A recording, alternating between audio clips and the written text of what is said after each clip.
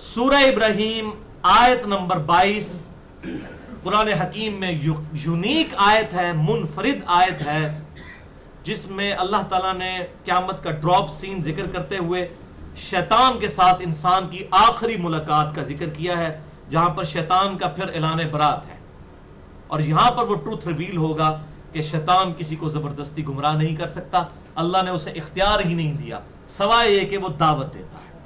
یہ بڑی اہم ترین آیت ہے، یہ میں نے مسئلہ نمبر 83A اور 83B میں شیطانی وسوسے اور ان کا علاج اس میں بھی بیان کی ہے، اور مسئلہ تقدیر کے جو 4 لیکچرز ہیں ان میں بھی میں نے یہ آیت بیان کی۔ یہ بڑی امپورٹنٹ آیات ہے، ایک ہی آیت ہے، آیت نمبر 22 سورہ ابراہیم۔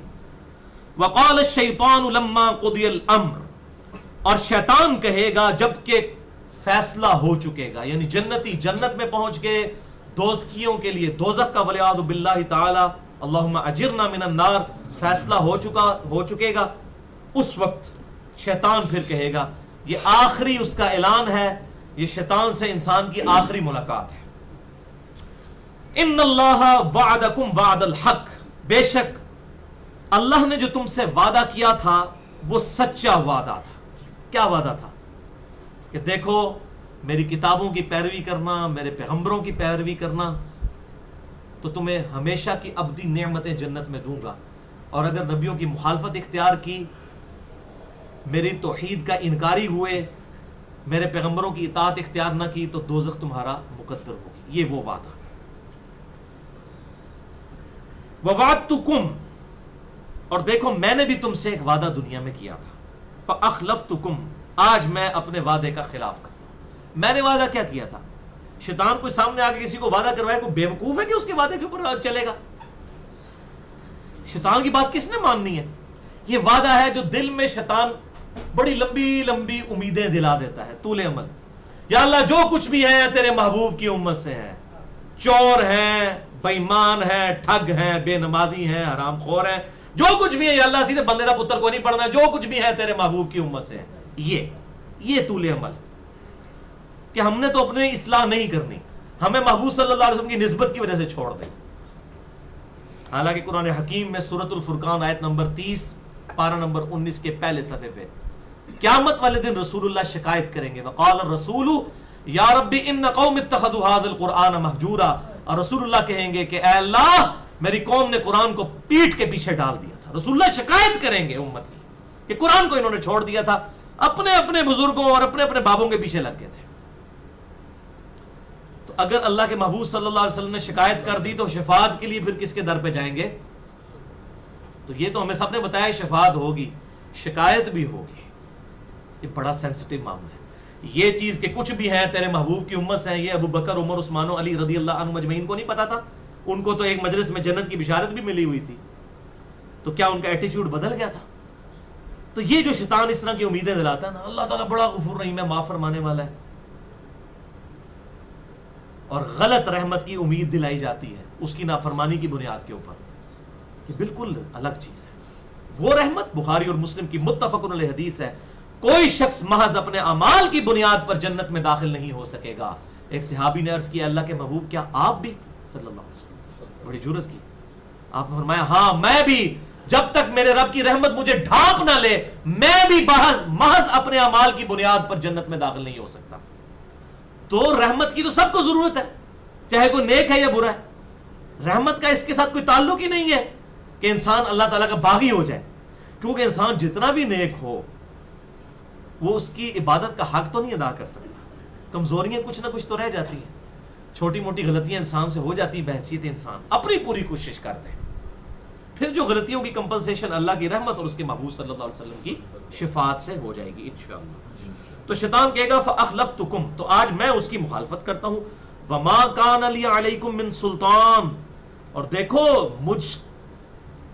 میرے لیے تمہارے خلاف کوئی دنیا میں زور نہیں تھا، مجھے کوئی اختیار نہیں تھا کہ تم پر سلطان کوئی زور رکھتا، إِلَّا أَن دَعُوتُكُمْ، سوائے اس کے کہ میں نے تمہیں دعوت دی تھی، میرا کوئی ٹینجیبل زور نہیں تھا کہ میں تمہیں حق کے راستے سے روک لیتا فزیکلی سامنے آ کر۔ ہمارے آباء و اجداد میں کبھی کوئی واقعہ رپورٹ نہیں ہوا کہ کوئی شخص اپنی مرضی سے مسجد کی طرف نماز پڑھنے کے لیے جا رہا ہو اور شیطان مسجد کے دروازے کے باہر کھڑا ہو گیا کہ میں تنوں آج مسجد نہیں وڑن دینا. کبھی نہیں ایسا ہوگا. اور نہ ایسا کبھی ہوگا کہ اذان ہو تو آپ کے پاؤں خود بخود مسجد کی طرف چل پڑے. یہ بھی نہیں. دنیا میں اللہ نے کھلی چھٹی دی ہے, چاہے اس طرف جاؤ چاہے اس طرف جاؤ, لیکن آخرت میں پکڑ ہو جائے گی. تو شیطان کہے گا وما کان علی علیکم من سلطان, دیکھو میرے پاس کوئی زور نہیں تھا کہ میں تم پر کوئی زور رکھتا, مگر یہ کہ میں نے صرف تمہیں دعوت دی تھی. دعوت دی تھی, اور دعوت تو مؤذن بھی دے رہا تھا, حی علی الصلاح حی علی الفلاح. دعوت تو کتنے لوگ دنیا میں کہہ رہے تھے کہ قرآن کی طرف آ جاؤ, ان کو چھوڑ دو, اپنے اپنی ریتوں کو چھوڑ کر اللہ کے محبوب صلی اللہ علیہ وسلم کے مبارک قدموں تک پہنچ جاؤ. تو دعوت تو پیغمبروں کے ماننے والے بھی دے رہے تھے, شیطان بھی دے رہا تھا. بولے اعوذ باللہ تعالی. فاستجبتم لی, پس تم نے میری دعوت قبول کر لی. بس یہ فرق تھا, کوئی ٹینجیبل زور نہیں تھا. دعوت دی, تم نے قبول کر لی, پیغمبروں کی نہیں مانی, ان کی طرف بلانے والوں کی نہیں مانی. فلا تلومونی ولوموا انفسکم, تو آج مت ملامت کرو مجھے, ملامت کرو اپنی جانوں کو. شیطان بالکل بری ہو جائے گا. آج اپنی جان نو رو, جب پنجابی کہتے ہیں نا ہوں اپنی جان نو رو, منو نہ رو, ملامت کر اپنی جان کو. آج مجھے مت ملامت کر. ما انا بمصرخکم, نہ میں آج تیری کوئی فریاد سن سکتا ہوں. وما انتم بمصرخی, نہ تم لوگ اے دوستیوں میری فریاد کو پہنچ سکتے ہو. میں بھی دوزخ میں تمہیں ورگلا کر, اور تم میری اس دعوت میں آ کر, یہ نہیں ہے کہ تمہیں کوئی لیم ایکسکیوز دے گی اللہ شیطان نے لگاتا سی, میں تو ارادہ نہیں سی, شیطان نے اس پاس سے لاتا نہ. یہ کوئی لیم ایکسکیوز اللہ کے حضور نہیں ہوگا. انی کفرت بما اشرکتمونی من قبل, بے شک میں کفر کرتا ہوں, انکار کرتا ہوں اس چیز کا جو آج سے پہلے تم مجھے اللہ کے مقابلے پر ٹھہرایا کرتے تھے. ان الظالمین لهم عذاب علیم, بے شک ظالموں کے لیے دردناک عذاب ہے. والعیاذ باللہ تعالی. یہ شیطان کا ویسے بہانہ ہی ہوتا ہے. میں نے ایک پورا ڈیٹیل لیکچر دیا ہے شیطان کے حوالے سے, 2 گھنٹے کا. مسئلہ نمبر 79, اللہ, انسان اور شیطان. یہ ٹرائنگل ہی بنتی ہے نا, اللہ, انسان اور شیطان. مسئلہ نمبر 79, اس میں کراس ریفرنس کے طور پر قصہ آدم اور ابلیس کے بارے میں جتنی آیات, شیطان کی جتنی چالیں ہیں قرآن حکیم سے, وہ میں نے کراس ریفرنس کے طور پر آیات اور احادیث پیش کی ہیں. اس میں بھی میں نے ایک جملہ بولا تھا, بھائیو یہ صرف ہمارا بہانہ ہوتا ہے. مجھے آپ ذرا بتائیے, اگر گورنمنٹ آف پاکستان یہ اناؤنسمنٹ کرے کہ کل جو شخص فجر کی نماز مسجد میں جماعت کے ساتھ پہلی صف میں ادا کرے گا اسے 10,000 روپیہ دیا جائے گا, دوسری صف والے کو 5,000 روپیہ, تیسری صف والے کو 3,000 روپیہ. تو میں کہتا ہوں دنیا کے سارے شیطان مل کرنا انسانوں میں جو سب سے بڑا شیطان ہے اس کو بھی فجر کی نماز پڑھنے سے نہیں روک سکیں گے, کیونکہ دنیا نقد ہے, آخرت ادھار ہے. آپ دیکھ لیں رات کو نیند ہی نہیں پڑے گی. ایسے ایسے لوگ جن کو صبح آنکھ ہی نہیں کھلتی, لیکن ان کو جب ہمارے آفیسز میں لوگوں کے جب انٹرنیشنل ٹورز ہوتے ہیں نا تو وہ اکثر کو 3-4 بجے فلائٹ ہوتی ہے, وہ پہنچتے ہیں جناب, کوئی پرابلم ہی نہیں ہوتی. یہ پرابلم جو ہے تو یہ اس لیے آتے ہیں کہ ہم سیریس نہیں ہیں اللہ کے لیے. اگر سیریس ہو تو کوئی پرابلم ہی نہ ہے. یہ ہم نے اپنے آپ کو خود دھوکہ دیا ہوا ہوتا ہے, شیطان نے کروا دیا, وہ مجبوری ہے جی, یہ بھی تو کرنا تھا, یہ بھی کرنا تھا, وہ بھی کرنا تھا, بس بچیوں کے ہاتھ پیلے ہو جائیں پھر میں مسجد میں ہی بیٹھا رہوں گا, پھر ظاہر ہے کہا ویسے تو ہم ٹوڈا مار کے کاٹ دینا ہے, مسجد ہی بہنا ہے ویلے ہو کے.